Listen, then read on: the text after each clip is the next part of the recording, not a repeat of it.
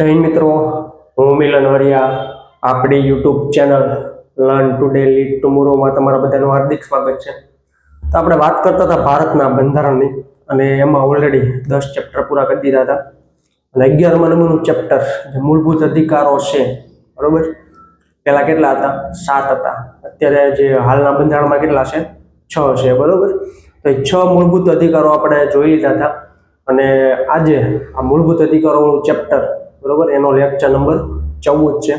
આજે આપણું આ ચેપ્ટર છે કમ્પ્લીટ થશે, બરોબર. મૂળભૂત અધિકારો વાળું જે ચેપ્ટર છે એના 14 લેક્ચર, આજે 14મો લેક્ચર છે એ કમ્પ્લીટ થાય એટલે આપણું આ ચેપ્ટર અહીંયા પૂરું થશે, બરોબર. અને જુઓ, તમે એ અગાઉના ચેપ્ટર અને એના લેક્ચરો ના જોયા હોય તો એ આપણી યુટ્યુબ ચેનલ ઉપર આપેલા છે, ત્યાંથી જોઈ શકો છો, બરોબર. તો આજે આપણે વાત કરીએ કે ચેપ્ટર નંબર 11 છે મૂળભૂત અધિકારો. એમાં આપણે વાત કરી હતી કે ક્યાંથી ક્યાં સુધીની અનુચ્છેદ જોશું, બરોબર. અનુચ્છેદ 12 થી લઈ 35 સુધી જોવાના હતા. તો એમાં આપણે જે અનુચ્છેદ નંબર 32 છે ત્યાં સુધી જોઈ લીધું હતું, અને આપણા મૂળભૂત 6 અધિકારો છે એ કમ્પ્લીટ થઈ ગયા હતા.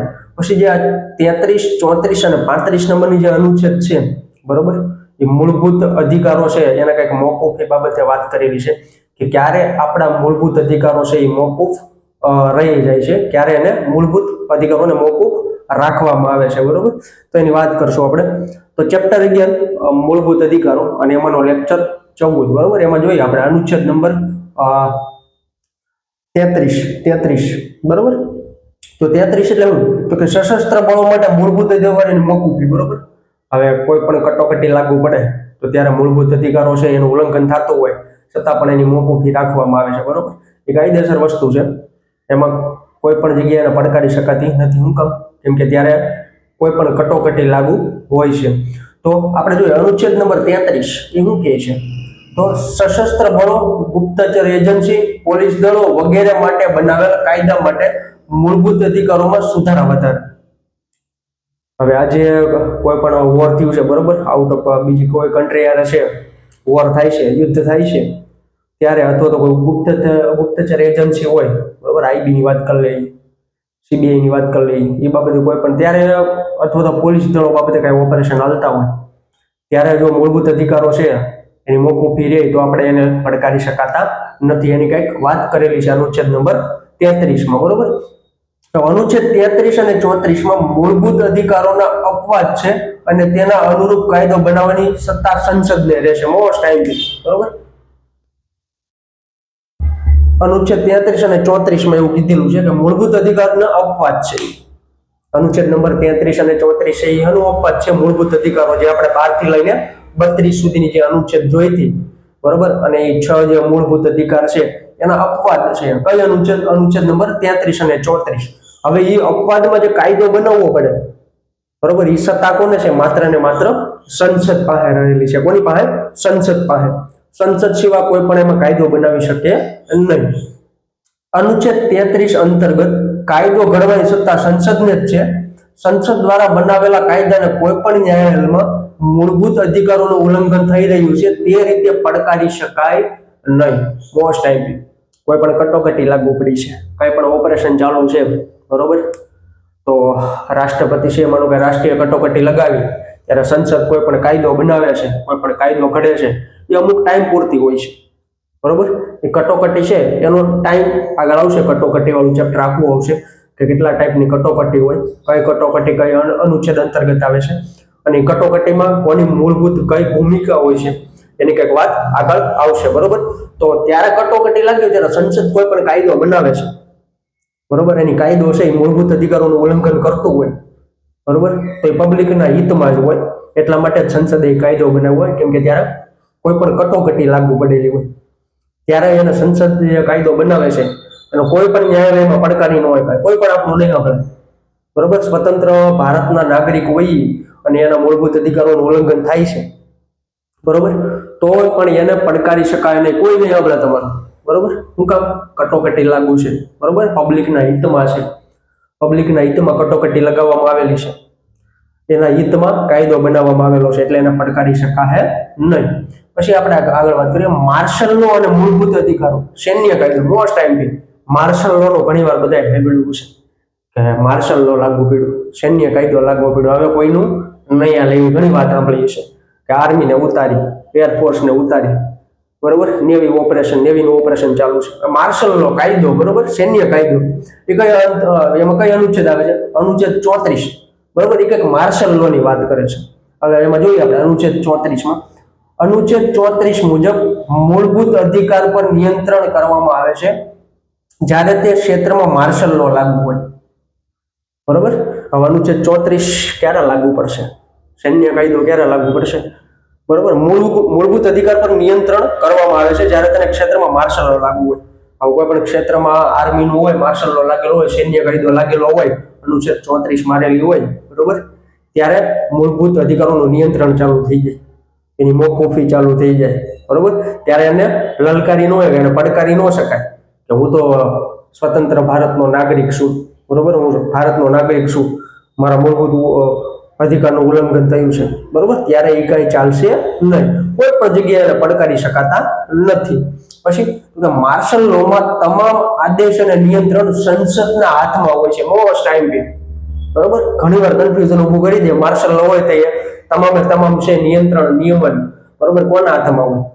તો આપી દે રાષ્ટ્રપતિ છે, વિધાનસભા છે, સંસદ છે, બરોબર. તો સંસદ યાદ રાખવાનું. શું યાદ રાખવાનું? સંસદ. મોસ્ટ ટાઈમ છે. બધા જે આદેશ અને નિયમન છે કોના હાથમાં હોય? સંસદના હાથમાં હોય. સંસદ જે કાયદો બનાવે કટોકટી સમયે, માર્શલ લો લાગેલો હોય અથવા કટોકટી હોય, ત્યારે આ સંસદ જે પણ કાયદો બનાવશે એ આપણે એને ફોલો કરવો પડશે. શું કામ? એ પબ્લિકના હિતમાં બનાવેલો હોય છે, બરોબર. પછી આપણે આગળ જોઈએ, માર્શલ લો દરમિયાન સંસદ દ્વારા બનાવેલા કાયદા માટે ન્યાયાલયમાં જઈ શકાય નહીં. માર્શલ લો લાગુ છે, બરોબર, આર્મીના હાથમાં બધું છે, પોલીસ દળ છે લોકલ, એના હાથમાં કોઈ પણ વસ્તુ, અમુક એની લિમિટ હોય ને, બરોબર, પબ્લિકની અમુક એની લિમિટ હોય, ત્યારે સૈન્ય કાયદો લાગુ પડી જાય, માર્શલ લો લાગુ પડે, બરોબર. અને પછી જ્યારે કોઈ પણ ફોર્સ છે, કોઈ પણ દળ છે, એના હાથમાં એ બધું મેટર લે, બરોબર, ત્યારે ઘણી ખરી વસ્તુ મોકૂફ થઈ જતી હોય છે અને ત્યારે એને પડકારી શકાય નહીં. ક્યાં? કોઈ પણ ન્યાયાલયમાં. પછી માર્શલ લો બ્રિટનના કાનૂનમાંથી લેવામાં આવ્યું છે. મોસ્ટ ટાઈમ ઘણી વાર આવેલો ક્વેશ્ચન છે, ઘણી વાર પૂછાઈ ગયેલું છે, બરોબર, કે માર્શલ લો છે એ આપણે ક્યાંથી લીધેલું છે? સૈન્ય કાયદો છે, એ ટર્મ છે, બરોબર, એ કાનૂન છે, ક્યાંથી લીધેલું છે? આપણે બ્રિટિશ કાનૂનમાંથી લેવામાં આવેલ છે. માર્શલ લો લાગુ પડતા સામાન્ય કાયદો મોકૂફ રાખવામાં આવે છે. માર્શલ લો લાગુ પડે એટલે જે આપણો રૂટીન કાયદો છે, સામાન્ય કાયદો છે, બરોબર, એ મોકૂફ રાખવામાં આવે છે, એની મોકૂફી થાય છે. હવે બે આપણે અનુચ્છેદ જોઈએ અહીંયા કે માર્શલ લો અનુચ્છેદ 34 અને રાષ્ટ્રીય કટોકટી અનુચ્છેદ 352. આ બે અનુચ્છેદ યાદ રાખવા જેવી છે. એટલા માટે આપણે હારવાર યાદ રાખવાની છે, કેમ કે બે સ્પેરમાં હારે રાખી રાખો ને, બરોબર, યાદ રાખી લો તો સારું પડશે. માર્શલ લો અનુચ્છેદ 34 અને રાષ્ટ્રીય કટોકટી કઈ અનુચ્છેદ અંતર્ગત છે? અનુચ્છેદ 352 માં છે. પછી આપણે આગળ વાત કરીએ અનુચ્છેદ નંબર 35. અનુચ્છેદ નંબર 35 શું કહે છે? તો કે મૂળભૂત અધિકારને અસરકારક બનાવવા માટે કાયદા બનાવવા બાબત. હવે એનો મતલબ શું? આનો મતલબ શું? તો કે અનુચ્છેદ 35 દર્શાવે છે કે કાયદો બનાવવાની સત્તા અમુક ચોક્કસ મૂળભૂત અધિકારો માટે ફક્ત સંસદમાં રાખવી જોઈએ. મૂળભૂત અધિકાર બાબતે કોઈ પણ કાયદો બનાવવો છે, બરોબર, હવે માર્શલ લો લાગુ હોય, સૈન્ય કાયદો હોય કે કોઈ પણ કટોકટી લાગુ હોય, ત્યારે કોઈ પણ કાયદો બનાવવો હોય, બરોબર, તો એ માત્ર ને માત્ર સંસદના હાથમાં હોવું જોઈએ. કોઈ પણ રાજ્ય કે વિધાનસભા કે વિધાનમંડળના હાથમાં એવું હોવું જોઈએ નહીં. શું કામ? બરોબર, એનું કારણ આપેલું છે, બરોબર. આ જોગવાઈ સુનિશ્ચિત કરે છે કે મૂળભૂત અધિકારોની પ્રકૃતિ અને તેની ઉલ્લંઘનની સજાને લઈ સમગ્ર ભારતમાં એકરૂપતા રહે, બરોબર. હવે મૂળભૂત અધિકારનું ઉલ્લંઘન થયું, કોઈ પણ રાજ્ય છે, બરોબર, અલગ અલગ રાજ્ય છે, અલગ અલગ પોતપોતાના કાયદા બનાવી નાખે, બરોબર, તો સમગ્ર ભારતમાં માનો કે રાષ્ટ્રીય કટોકટી લાગુ છે, બધા રાજ્ય છે, વિધાનસભા છે, વિધાનમંડળ છે, કાયદો બનાવી નાખે પોતપોતાનો, તો આખા ભારતમાં છે ઉલ્લંઘન બાબતે કોઈ પણ સજા દેવી હોય, બરોબર, કોઈ પણ સજા દેવી હોય તો બધા સ્ટેટમાં અલગ અલગ થયું ને, એની એકરૂપતા નહીં જળવાય. એટલે કોઈ પણ કાયદાનું ઉલ્લંઘન થાય, મૂળભૂત અધિકારોનું ઉલ્લંઘન થાય, બરોબર, અને રાષ્ટ્રીય કટોકટી લાગેલી હોય, બરોબર, ત્યારે ઉલ્લંઘન થયું તો એને પડકારી શકવાના જ નથી, બરોબર. પણ જો આ મૂળભૂત અધિકારોનું ઉલ્લંઘન થતું હોય, બરોબર, તો એને સજા દેવી હોય કોઈ પણ, તો સંસદ છે એ કેન્દ્ર સરકારમાં હોય, બરોબર, આખા જે આપણી આખી કન્ટ્રી છે એનું હેન્ડલિંગ કરતું, બરોબર. આખા કન્ટ્રીને રિલેટેડ કાંઈ પણ કાયદો બનાવવો હોય, કોઈ પણ રૂલ બનાવવો હોય, બરોબર, તો એ સંસદના હાથમાં હોય તો આખે આખા ભારતમાં, બરોબર, આખે આખા જે સ્ટેટ, આખે આખી કન્ટ્રી છે જે, બરોબર, એમાં એક સરખો કાયદો બને અને ઉલ્લંઘનની એક સરખી સજા રહે અને એની એકરૂપતા જળવાઈ રહે. એટલા માટે સંસદને સત્તા હોવી જોઈએ અને સંસદને જ છે, બરોબર. તો આપણે આ ચેપ્ટર 11 જે મૂળભૂત અધિકારો છે એના 14 લેક્ચર કમ્પ્લીટ થઈ ગયા છે અને આજે આ ચેપ્ટર 11 નંબર છે એ આપણે અહીંયા પૂરું કરીએ છીએ.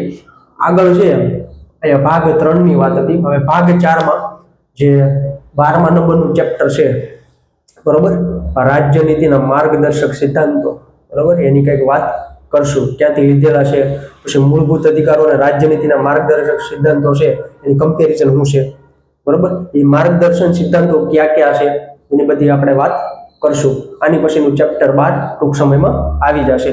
અને જો મિત્રો તમે આ ચેનલ ઉપર નવા હો તો આ ચેનલને સબસ્ક્રાઇબ કરો, બેલ આઇકન દબાવો, લાઈક કરો અને મિત્રો સાથે શેર કરો, જેથી કંઈ પણ અપડેટ આવે તેની માહિતી તમારા સુધી પહોંચી જાય, બરોબર.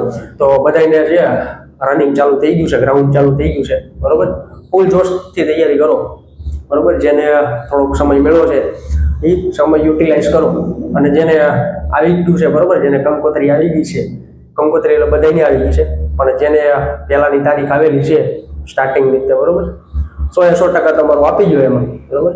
મહેનત આપણા હાથમાં છે, બરોબર. કર્મ કરો, ફળની ચિંતા ના કરો, એવી કંઈક વાત કરેલી છે, તો અહીંયા લાગુ પડે છે, બરોબર. 100% આપો, 100% પરિણામ સારું જ મળશે, બરોબર. તમે જો મહેનત કરીએ છે, આપણે જ્યારે આ અગાઉ આ ભરતીની વાત થતી હતી, બરોબર, પીએસઆઈ એલઆરડીની જ્યારે વાત થતી હતી ત્યારે વાત કરી હતી કે 100% આપો, પરિણામ તમને મળશે ને મળશે, તને એ સારું જ મળશે. અને જે પણ પાસ થાય છે એ બધાને ખૂબ ખૂબ અભિનંદન. અને જે પણ થોડાક ટાઈમ માટે પણ રહી જાય છે, સેકન્ડ માટે પણ રહી જાય છે, બરોબર, હતાશ ન થતા, નિરાશ ન થતા, આગળ ઘણા બધા ચાન્સ આવશે, બરોબર, લડી લેજો. તો બધાને ઓલ ધ બેસ્ટ. જય હિન્દ, જય ભારત.